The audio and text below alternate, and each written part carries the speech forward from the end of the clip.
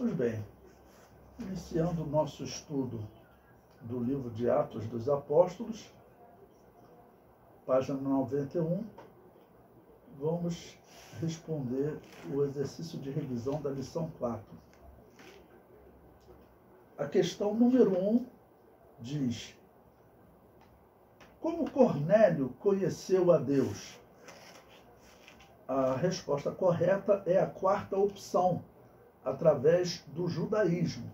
Nesse período, mostrei para vocês, o evangelho ainda não estava sendo pregado, né? Então, o apóstolo Pedro praticamente está dando início à pregação entre os gentios. Questão número 2. Qual o verdadeiro significado da lei entendida por Paulo no seu isolamento na Arábia e o reestudo do Antigo Testamento? A resposta correta é a opção 3. Regras literais para simbolizar regras espirituais. Não, regras literais, porque você tinha regras, por exemplo, para a saúde do corpo, não lavar as mãos, que o próprio Jesus Cristo disse que ela simbolizava regras espirituais, você não contaminar a sua alma. Questão número 3. Qual a lição da visão do lençol como animais comuns e imundos mostrado a Pedro? A resposta correta é a primeira opção. Não existe diferença entre gentios e judeus diante de Deus. Questão número 4. O que fez com que os judeus da circuncisão que acompanharam Pedro na evangelização a Cornélio ficassem maravilhados? A resposta correta é a quinta opção. Ficaram maravilhados do dom que havia sido manifestado no dia de Pentecostes, seja manifestado também aos gentios. Aquele mesmo dom espiritual agora foi manifestado aos gentios. Questão número 5. Qual a conclusão dos judeus da circuncisão após a exposição de Pedro sobre por que batizou os gentios? A resposta correta é a segunda opção. Até aos gentios, Deus deu o arrependimento para a vida. Questão número 6. Como foi evangelizada a região da Fenícia, Chipre e Antioquia? A resposta correta é a segunda opção. Cristãos que fugiam da perseguição dirigida por Saulo de Tarso.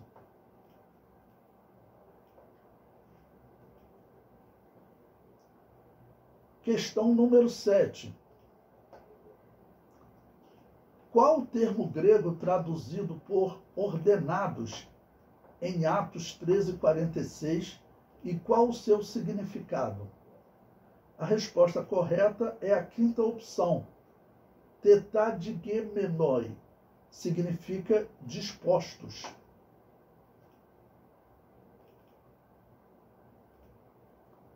Questão número 8. Quais os 3 homens que foram fundamentais no concílio de Atos 15 para que a heresia dos fariseus não vingasse na igreja?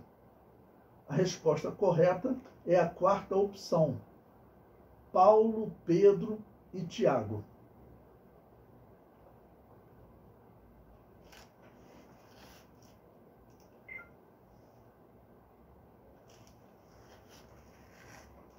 Alguém tem alguma dúvida nas respostas aí? Algo que não tenha anotado? Gostaria que eu repetisse?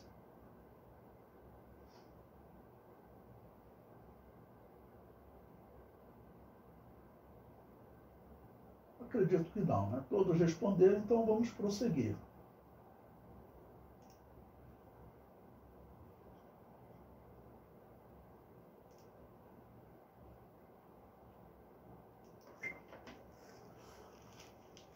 Pois bem, agora vamos ao estudo da segunda viagem missionária de Paulo. No nosso livro, estamos aí na página 94. Desculpe, 95. Pois bem, como sempre que eu recomendo a vocês, tenha a sua Bíblia aberta ao lado do livro, porque nós vamos fazer a leitura de versículo por versículo e também acompanhar o comentário do livro. Bom, eu estou sempre fazendo também uma cronologia da história para vocês, lembrando que Jesus morreu próximo do ano 29 da era cristã, essa é a data mais aceita, ok? E os eventos que se passaram no livro de Atos, até o capítulo 15, que nós terminamos estudando o Concílio de Jerusalém, todos esses eventos, eles ocorreram num período de 19 anos, até o Concílio de Jerusalém. Então, essa segunda viagem missionária de Paulo, ela é interpretada como tendo ocorrido no ano 48 da era cristã, ok? Por isso, no ano 19 anos após a morte de Jesus. E é importante vocês lembrarem, né? 19 anos também de existência da igreja. A primeira viagem missionária de Paulo ocorreu no ano 45 da era cristã. Então, eram 3 anos após o início da obra missionária. O fim da primeira viagem missionária foi quando eles chegaram em Antioquia e surgiram aqueles fariseus que estavam exigindo que os gentios guardassem a lei como os judeus guardavam, inclusive a circuncisão, que eles fossem circuncidados. E a questão foi levada a Jerusalém e todos concordaram que não era necessário que os gentios se circuncidassem mais. Bom, então, o início da nossa leitura, livro de Atos, capítulo 15, versículo 36, eu coloquei essa citação aí no nosso livro, para a nossa leitura. Ele diz: alguns dias depois, disse Paulo a Barnabé: tornemos a visitar nossos irmãos por todas as cidades em que já anunciamos a palavra do Senhor, para ver como estão. E Barnabé aconselhava que tomassem consigo a João, chamado Marcos. Mas Paulo parecia razoável que não tomasse consigo aquele que desde a Panfilha se tinha apartado deles e não os acompanhou naquela obra. Lembre-se que na primeira viagem missionária, infelizmente, Marcos, ele retornou no meio da viagem, né? Ok? Versículo 39. E tal contenda houve entre eles que se apartaram um do outro. Barnabé, levando consigo a Marcos, navegou para Chipre. E Paulo, tendo escolhido a Silas, partiu encomendado pelos irmãos à graça de Deus, e passou pela Síria e Cilícia, confirmando as igrejas. Ou seja, ele vai para aquela região que ele esteve na primeira viagem missionária. Ok? Sendo que na primeira viagem missionária, vocês lembram que eles foram por mar, foram pela ilha de Chipre, atravessaram a ilha de Chipre, pegaram um navio e chegaram na Ásia. Agora ele vai por terra. E eu sempre comento com vocês que são longas distâncias. São longas distâncias que eles vão caminhando. De Antioquia até essa região da Turquia, eles vão caminhar aí pelo menos 600, 700 quilômetros, dependendo do local da Turquia onde eles vão. É muita coisa, é como você caminhar, mais do que você caminhar daqui a São Paulo, né?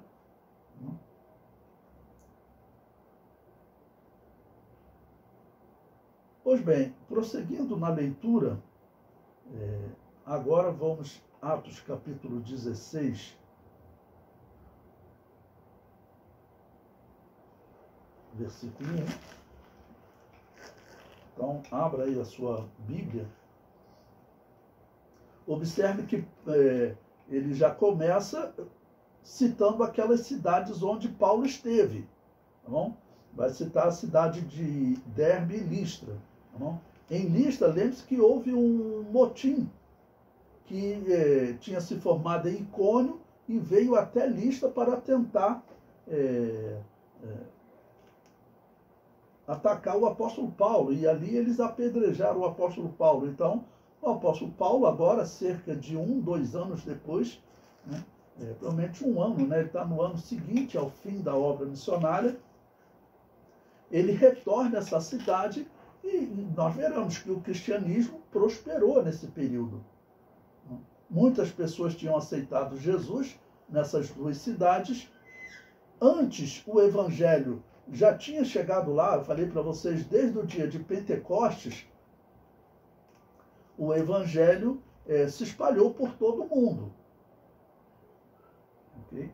E o apóstolo Paulo, quando chegou lá, na primeira viagem com Barnabé, pregando nas sinagogas, o que aconteceu? Aquelas pessoas que, de alguma maneira, já estavam se aproximando do evangelho, e os judeus, porque ele ia sempre pregar nas sinagogas, começando pelas sinagogas. E os judeus que esperavam o reino de Deus, eles então receberam uma mensagem diferente do apóstolo Paulo. Antes, eles esperavam a chegada do Messias, não? Como os sacerdotes anunciavam, como os fariseus anunciavam. Eles esperavam a chegada do Messias. E o apóstolo Paulo esteve então nessas cidades anunciando, olha, o Messias já chegou, o Messias já veio, só que ele foi morto, né, pelos sacerdotes, mas ele ressuscitou e eu estou anunciando ele para vocês. Então muitos judeus criam. Bom, então Atos 16, versículo 1, abra sua Bíblia, ele diz: E chegou a Derbe e Listra, e eis que estava ali um certo discípulo por nome Timóteo, filho de uma judia que era crente, mas de pai grego. Ou seja, provavelmente esse já é um resultado da obra missionária na primeira viagem. Então, Timóteo já era um discípulo. Nós sabemos, esse Timóteo aqui é aquele que vai se tornar um destacado discípulo de Paulo, vai acompanhar Paulo até na terceira viagem missionária. E, segundo a história, o historiador Flávio Joséfo diz que Timóteo se tornou pastor da igreja de Éfeso. Ele se tornou um pastor importante. Ok? Versículo 2, Atos 16, 2. Estamos fazendo a leitura agora do texto da Bíblia.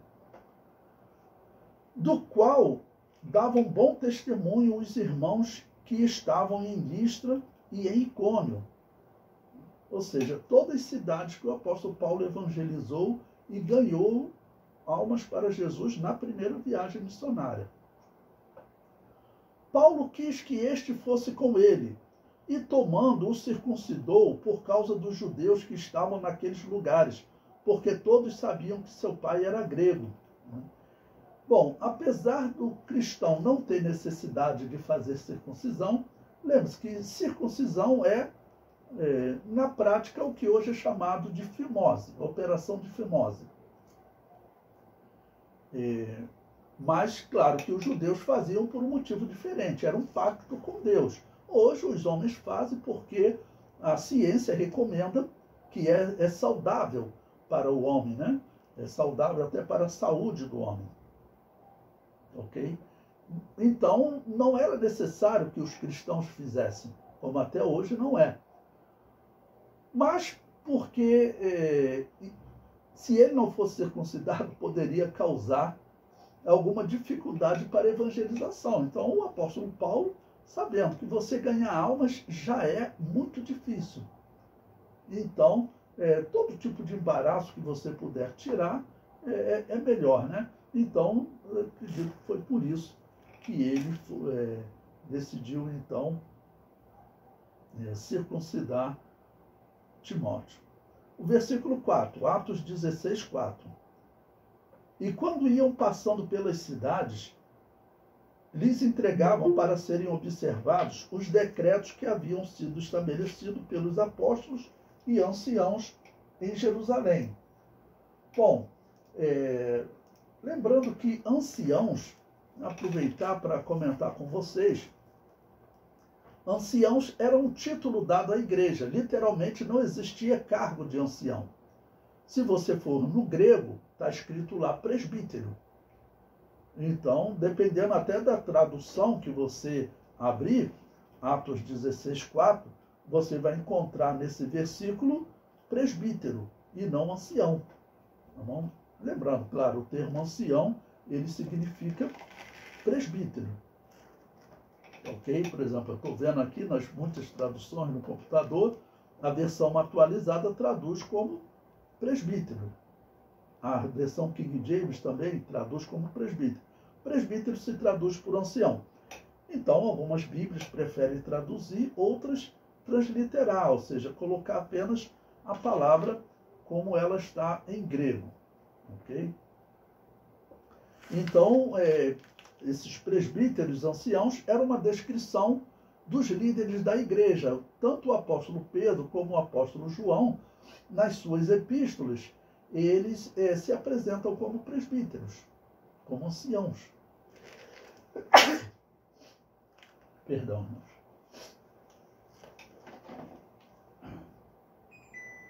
Deixa eu ligar o ar-condicionado aqui. Bom, no livro eu coloquei aí um comentário para vocês, em Atos 16, versículo 4. Botei um mapa, onde você pode ver o trecho que o apóstolo Paulo percorreu, ok? Nesse momento. E coloquei um comentário, né? Antes do mapa. Bom, infelizmente, Paulo e Barnabé acabaram por separar-se, devido à intenção de Barnabé levar novamente a Marcos. Paulo seguiu com Silas pela Síria em direção à Galácia e à Ásia, mas Deus lhe dá uma revelação para que ele passe a região da Macedônia, onde ele vai evangelizar as cidades de Filipos, Tessalônica e Bereia. Depois, Paulo se dirige à Grécia, onde evangeliza Atenas e Corinto. E, por fim, Paulo se dirige à Ásia, evangelizando a cidade de Éfeso, e retorna a Jerusalém. Eu coloquei num mapa aí, para os irmãos poderem ver a extensão. Muito desses trechos o apóstolo Paulo fez, irmãos, a pé. Muitos desses trechos a pé. Assim, por baixo, eu comparo você ir mais ou menos à Bahia e voltar a pé. Então, eram distâncias muito longas. Observe, estamos na página 96, né, nesse mapa, observe que esse primeiro trecho, ele sai da região de Antioquia, né, vai pela Cilícia, né, toda essa região ele fez caminhando, visitando aquelas regiões que ele evangelizou na primeira viagem missionária. A cidade de Tarso, ele foi criado nessa região, e ela fica aqui na região da Cilícia também. Ele é interessante, significativo o fato dele não passar pela cidade que ele foi criado. Nós acreditamos que o tempo que ele esteve em Tarso, ele evangelizou os seus familiares. Claro, o tempo que ele esteve em Tarso, depois que ele aceitou Jesus, ele evangelizou os seus familiares. Quando ele aceitou Jesus na região da Síria, em Damasco, ele foi para a região da Arábia, depois foi a Jerusalém, depois voltou à Síria, 3 anos depois voltou à Síria, foi a Jerusalém, mas por risco de morte, ele fugiu, foi para a região de Tarso. E ali naquela cidade ele deve ter evangelizado seus familiares. É bem provável que existisse já uma igreja em Tarso, porque já eram aí uns 14, 15 anos desde que ele esteve em Tarso. Bom, continuando ainda no livro, passando pelas cidades que lhes entregavam para serem observados os decretos que haviam sido estabelecidos pelos apóstolos e anciãos em Jerusalém. O apóstolo Paulo, acompanhado de Silas e Timóteo, eles levam os documentos do Concílio de Jerusalém. Nessa decisão em que Paulo, com certeza, teve participação de destaque por todo o seu conhecimento das Escrituras do Antigo Testamento. E, claro, sempre lembrando, uma pausa aqui para explicar para vocês. O apóstolo Pedro e Tiago, bem como João, eles eram pessoas de um conhecimento simples das Escrituras, um conhecimento elementar. Pense em um pastor, um homem de Deus, não? Mas que ele tem um conhecimento simples das Escrituras. Okay? Eles certamente falavam só aramaico. Eles falar hebraico era raro. Grego também era raro. Então, o apóstolo Paulo, ele conhecia todos esses idiomas. Nós veremos aí parte do livro de Atos, em que ele faz sermão em hebraico, que era raro, eram poucos os que falavam hebraico nos dias do Novo Testamento. Então, Saulo de Tarso, ele era uma autoridade dentro dos fariseus. Quando eles se reuniram para debater, é claro que havia, da parte dos apóstolos, um respeito por Saulo de Tarso, mesmo ele sendo, vamos dizer, um novo convertido, vou colocar assim, ou pelo menos não ter estado com Jesus durante o seu ministério, mas o conhecimento que ele tinha do texto, isso fazia com que ele tivesse um respeito especial. Então, por isso que eu disse aí, nessa reunião, com certeza ele teve um destaque especial por causa do seu conhecimento das Escrituras do Antigo Testamento. A sua antiga posição de autoridade dentro do farisaísmo e do sinédrio, somado ao conhecimento prático que Pedro tinha dos ensinos de Jesus. Eles levam esse documento, tá bom? Então, o conhecimento, definir como um conhecimento prático, eles aprenderam muito com Jesus, não? Mas, lembre-se, a questão envolvia fariseus, e os fariseus, eles eram os grandes estudiosos da letra, do texto. Bom, eu comparo normalmente os fariseus aos protestantes hoje, né? Eles vivem de estudar a letra. É um dos melhores dicionários que eu tenho, Dicionário Internacional de Teologia do Novo Testamento, foi escrito por um protestante. Eles vivem de estudar a letra. Em termos de conhecer a mensagem espiritual, eles não conhecem. Eles não conhecem, tanto que vivem no batismo de recém-nascido, batismo inválido. Não? E os fariseus também eram assim. E esses fariseus que entraram para o cristianismo, eles estavam, então, pressionando os apóstolos e é muito provável que Pedro, Tiago e João tivessem dificuldade de debater com eles. Já o apóstolo Paulo, ele não tinha essa dificuldade, porque o apóstolo Paulo, segundo a história, ele seria um dos discípulos de destaque de Gamaliel, e tem alguns que interpretam que ele seria o aluno número 1 que Gamaliel estava preparando para o substituir. Porque o Talmud, uma obra judaica, fala sobre Gamaliel e fala sobre esse discípulo especial que seria o discípulo número 1. Né? É bem provável que Deus olhou para aquele discípulo número 1 e falou: eu vou mudar a vida desse homem. Com aquele encontro impactante, Saulo de Tarso se converteu. Prosseguindo na leitura no nosso livro, depois nós retornamos à Bíblia, o comentário diz: nesse momento, Satanás está usando o judaísmo para tentar sufocar o cristianismo. É verdade. Não? Infelizmente, nós temos que dizer, muitas pessoas que entram para o cristianismo, eles são impulsionados por Satanás, irmãos. Vocês acham que todas essas seitas que existem aí, é erro humano. Não. O que a igreja sempre pregou é o seguinte: heresia não é de produção humana, heresia é de produção dos demônios.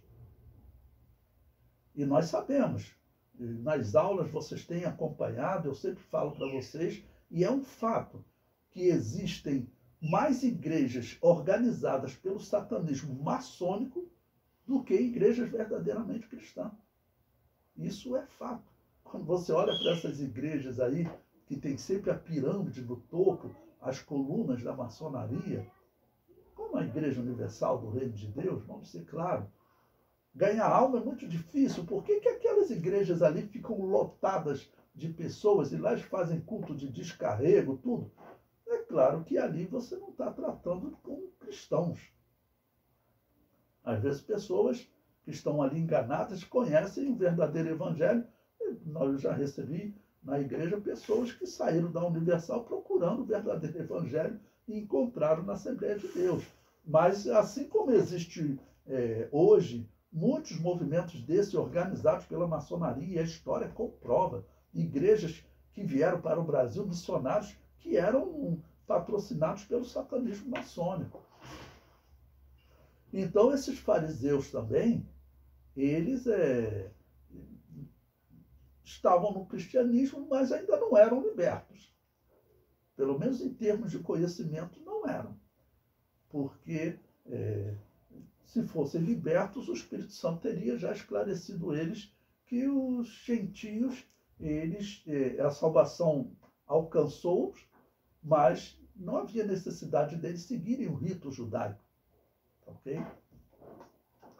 Comentário prossegue. Como é triste ver o povo de Deus sendo usado pelo inimigo para matar o Messias e perseguir, tentando matar a igreja que aceitou o Messias. A intenção era clara: tornar o cristianismo apenas um grupo judaico, como saduceus e fariseus, e assim todos ficarem sob a direção dos sacerdotes, que por sua vez eram submissos a Herodes e a Roma, pois estes estabeleciam o sumo sacerdote controlando a religião judaica. Bom, eu tenho falado para vocês e vamos repetir. O sacerdote de Israel, ele era controlado pelos Herodes e por Roma. Então era um cargo político. Aí você entende por que aqueles homens se envolveram em mentiras e trabalharam pela morte de Jesus, e nesse período agora não estão trabalhando mais para perseguir os cristãos, porque Roma está influenciando na vida deles. Olha, esse período que nós estamos estudando está no ano 48 da era cristã. Estamos na segunda viagem missionária de Paulo, ano 48. 12 anos antes, nós estudamos que Caifás ele foi tirado pelos romanos do cargo de sumo sacerdócio. Então, não era uma eleição entre sacerdotes, não? Ou que eles escolhiam quem seria o sacerdote, o sumo sacerdote, não. Não era nem sorte que em alguns casos, diz a história, que faziam, não. Quem escolhia eram os romanos. E claro, eu sempre comparo. Imagine se o prefeito do Rio de Janeiro, né, se o presidente do Brasil, o governador do Rio de Janeiro, o presidente do Brasil, imagine se um político fosse responsável por escolher quem seria o pastor de cada igreja. Eles iam botar só pastor político, né, que fazem parte dos partidos, que agradam aos políticos. E aí, claro, você ia ter que sair das igrejas e ficar cultuando na sua casa, os irmãos cultuarem em casas. E era essa a situação da religião judaica. Eles só não perseguiam mais o cristianismo porque o poder deles tinha reduzido muito. Ok? O comentário prossegue. Para quem chegou aí agora, nós estamos na página 97 do nosso livro. O documento do Concílio de Jerusalém era para comprovar a decisão de não impor aos gentios os ritos judaicos. A dúvida quando o apóstolo Pedro se recusou a comer carne de animal comum ou imundo, ensinando que os gentios não eram imundos, também ensina que a proibição de comer aqueles animais havia ficado para trás. Então, eles tinham essa dúvida. Alguns perguntam ainda hoje, pastor, podemos comer carne de porco? Não, não existe nenhum pecado em comer carne de porco. Eu confesso a vocês que eu evito, porque a ciência, não é por questão religiosa, a ciência diz que a carne de porco é uma carne muito perigosa. É uma carne que ela traz realmente uma possibilidade de contaminação ao ser humano. Então, eu evito. Eu normalmente como mais peixe. Eu gosto de comer mais peixe. E existe também algum tipo de contaminação aí, mas principalmente peixes do mar, a possibilidade é muito, muito menor do que comer carne de porco. E normalmente você sabe como os porcos são criados. Eu sei que existem locais que criam porcos com higiene, né? Mas eu vejo em muitas regiões as pessoas criando porcos de uma maneira que a higiene é praticamente zero. Só para não falar zero, né? O comentário prossegue. Os gentios têm o direito de receber a palavra de Deus e a salvação, não sendo necessário a esses gentios que formam a igreja de Jesus praticar os ritos judaicos. Esse concílio estabeleceu uma separação entre a igreja e o judaísmo, entre a igreja e Israel. Os judeus que seguiam a Jesus precisavam entender que, em primeiro lugar, eles eram cristãos e depois eram judeus. Como o brasileiro que, ao se converter à igreja, e será, em primeiro lugar, cristão, depois será brasileiro. A nossa pátria número 1 é o cristianismo. Qualquer ordem da pátria brasileira que for contrária ao cristianismo será deixada de lado pelo cristão. Eu falo ordem como assim? Existem países que proíbem a distribuição de Bíblia. Proíbe ter Bíblia, como países comunistas, né? Ok? Proíbe ter Bíblia. Se tiver uma proibição dessa, nós temos que fazer como muitos cristãos faziam, levando Bíblia às escondidas. Se você pesquisar na história, no estudo de missões, muitos cristãos se tornaram contrabandistas de Bíblias. O primeiro livro, quando eu entrei no cristianismo, eu fui criado na igreja, me desviei e voltei em 1983. O primeiro livro que eu li foi um livro intitulado Quando Vem a Perseguição, de John Pitt, porque eu me converti e logo no ano seguinte, me converti em 83, e em 84 eu fui fazer o seminário, né? O Instituto Bíblico Pentecostal. E na década de 80 havia uma grande preocupação do comunismo entrar no Brasil, porque o comunismo naquele período estava numa crescente no mundo, e o comunismo tinha tentado entrar no Brasil na década de 60. O exército acabou agindo a pedido do presidente, da Câmara dos Deputados, do Senado, da OAB, e isso está dentro da Constituição. Não? Se houver um pedido de 3 poderes, o exército tem que agir. Então salvou o Brasil no cristianismo. Mas havia essa preocupação. O seminário que eu estudei, né, os professores, o missionário Lourenço Olson, Antônio Gilberto, que já eram pastores na década de 60, eles disseram, principalmente o Antônio Gilberto, que ele era militar, ele falou o nome dele do missionário Lourenço Olson, inclusive ele era professor de comunismo, né, de seitas e heresias, ele dava aula sobre comunismo para nós. Ele falou, o nome dele estava na lista dos comunistas para morrer. Quais os pastores que nós vamos matar do Brasil quando tomar o poder? E estava o nome do missionário Lourenço Olson e do pastor Antônio Gilberto.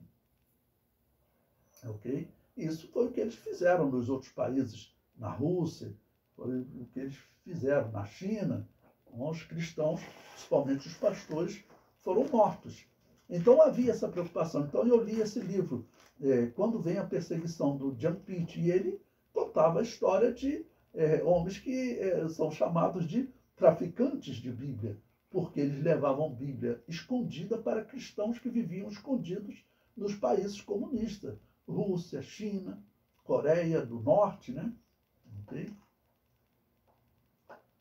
E ainda hoje é assim, existem cristãos na China, mas eles vivem sob perseguição. Na Coreia do Norte. A Coreia do Norte é um dos piores países, né? Bom, o comentário prossegue. Assim, os judeus cristãos tinham que primeiro seguir o cristianismo. Qualquer lei judaica ou ordem do Sinédrio que fosse contrária ao cristianismo, eles não deveriam seguir. Não? Que isso fique bem claro. Não? Nós respeitamos e pagamos impostos, né? Respeitamos o país, mas se surgiu uma lei para proibir a pregação do evangelho, nós vamos continuar pregando. Se surgiu uma lei, o que eu não acredito mais hoje, só se tiver uma revolução aqui no Brasil, o que é muito difícil, né? Mas não é impossível. Não é impossível. Bom, então, essa primeira parte eu coloquei aí no livro também, após essa leitura, coloquei um mapa descrevendo essa parte que o apóstolo Paulo já percorreu, tá bom? Das cidades que ele esteve na primeira viagem missionária. E observe que aí nesse mapa tem ali a região da Galácia, dos Gálatas. Toda essa região que ele está visitando, ele evangelizou na primeira viagem missionária, teve conflito com os judeus. Esse conflito, ele vamos dizer, está visitando essas igrejas, que era formada agora de judeus e gentios, trazendo o documento dos apóstolos. Esse problema com os judeus, ele vai permanecer. Ele vai permanecer. A carta aos Hebreus, nós veremos, ela vai ser escrita, acredito, próximo do ano 66. A carta aos Hebreus, ela é uma carta para explicar aos judeus que não havia mais como a nação, vamos dizer, se tornar o povo de Deus nessa era. Nós acreditamos que haverá uma era futura, né, que o Apocalipse chama de milênio, e nessa era futura nós sabemos que os judeus, eles voltarão a ser o povo de Deus. Eles voltarão a ser o povo de Deus. Mas nesse momento que nós estamos estudando, que é a era da igreja, não tem mais como os judeus serem o povo de Deus. É isso que o autor aos Hebreus diz. Esse é o propósito da Epístola aos Hebreus.